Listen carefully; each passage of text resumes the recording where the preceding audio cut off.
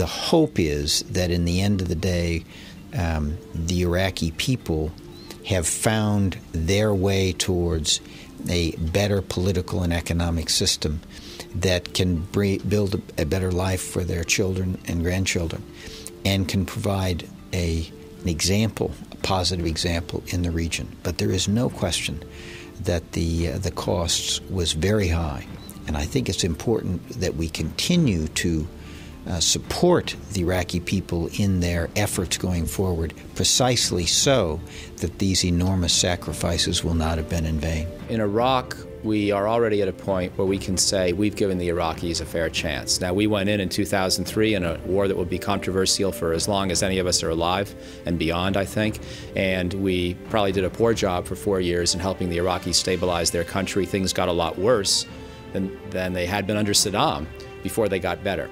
But now they're better, and now the Iraqis have a chance to create a functioning democracy, and they're showing some promise in a number of ways. We're looking for a coherent Iraq, respectful of human rights, approaching a democracy, a people that are freer and happier than they were under Saddam Hussein. That's an aspiration, and I think we've got a long way to go before we could think we were going to get there. One frustration is that the Iraqi security forces still can't manage to provide logistics to their forces, and this is something that we've been wrestling with literally since the beginning of the Ministry of Defense, and is still offered as a rationale by some in the administration for why American forces need to be there.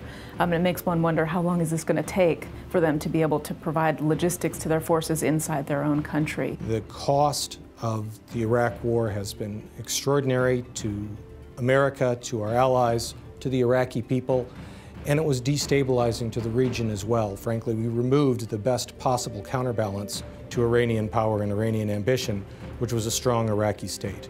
So I don't think you can say that Iraq has been any kind of a success for American foreign policy, except insofar as it could have been a whole lot worse. Some sort of residual U.S. military footprint there is probably in the interest of the United States, in the interest of Iraq, and frankly, in the interest of stability in the region. Everybody wants to call on the United States to leave, but everybody will get scared once the United States looks like it's actually going.